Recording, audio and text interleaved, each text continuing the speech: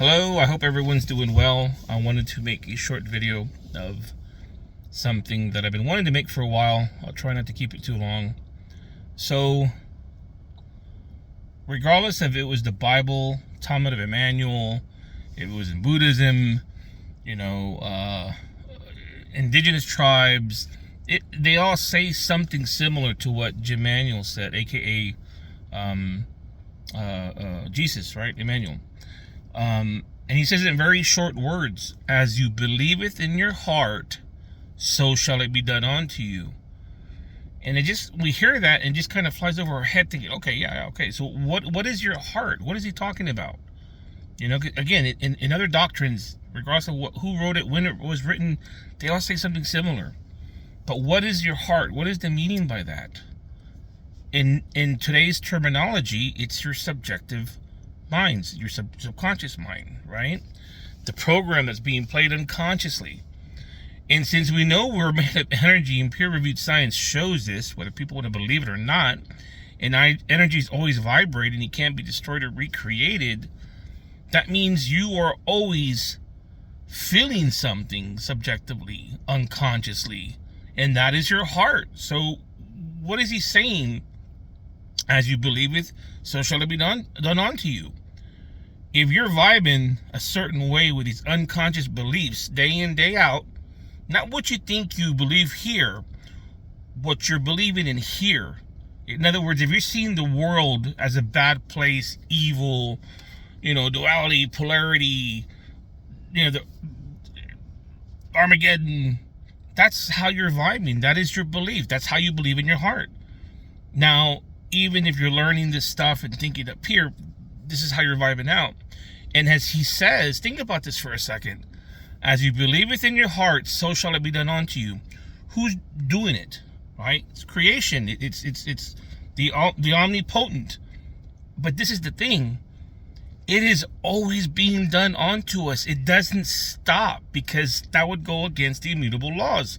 That would mean that the vibration stops and it's stagnant, which is not the case. And again, follow the roadmap. So, in a sense, we are praying unconsciously every day, because that is what we believe. This is what we're vibing out subconsciously, unconsciously. So in a crazy way of thinking about it, you are constantly meditating and praying every day, because to be means to have, right? And how are you being? What is your state of being? Not what you think, what you feel, because your screen of space, life, reality is going to mirror that back to you. But thank goodness there's the roadmaps of neuroplasticity, of being able to change those beliefs and those subjective unconscious patterns. It just takes repetition. But again, it's not just about being on your hands and knees and praying old school. It doesn't matter who and where and how it's happening. The fact is, every individual is unconsciously always vibing a certain subjective belief. And based off that belief, so shall it be done unto you. Because creation doesn't stop. It doesn't pause. Creation is everything and everyone all together. The average person can't even fathom that yet. It's very challenging, because we weren't brought up this way. So if your life isn't playing out the way you would like it to, and you're seeing things that are undesirable, as I said before, learn to find the divine order in the chaos. Because when you do that, and people ask, well, how do you do that? You start asking questions where you have to ask the question and answer it in your mind. Because if you don't answer it, answer yourself, your neural network, they're not touching, they're not being hardwired. This is why when we hear something and we're not pondering over it, being critical, thinkers about it, then within minutes, hours, days, we forget. Which is why Emmanuel, aka Jesus, was always talking in parables. He was trying to get people to think and ponder for themselves, to have their own epiphanies. Because if not, if he just straight up told them, hey, this is the way it is, people would only take in half the truth. right? Because they wouldn't be thinking about it cognitively. So how do you see things different? Again, asking the questions. If you're seeing things up here, people, situations, ask the opposite. Ask yourself the opposite. What's the bottom side of that? If you're seeing people or things down here, okay, what's the upside of that?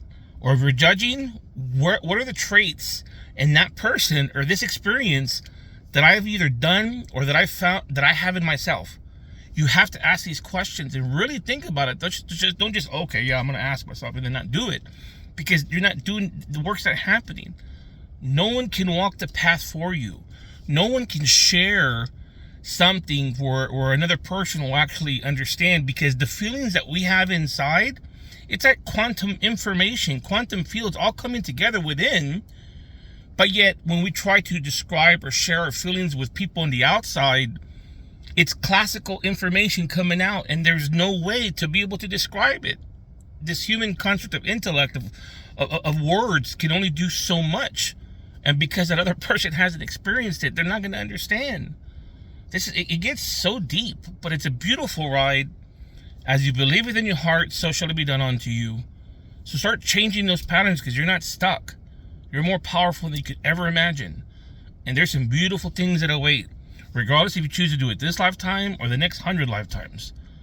It's all heading in one direction. I hope this helps someone that needs it. Love, light, and peace. Thank you.